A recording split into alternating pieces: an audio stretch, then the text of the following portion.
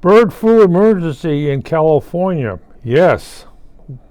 And it has, in the last 3 years, they said it has killed 120 million egg laying birds, plus mammals.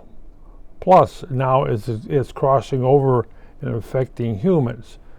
They're really worried if this will mature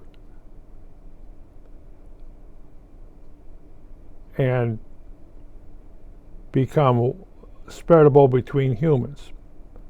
A lot of diseases out there you get from animals you can spread. Like my kitty coughs in my face, so I'm going to get kitty flu. I guess it's a lot better than bird flu. My ears will grow. And I guess I grow a tail too.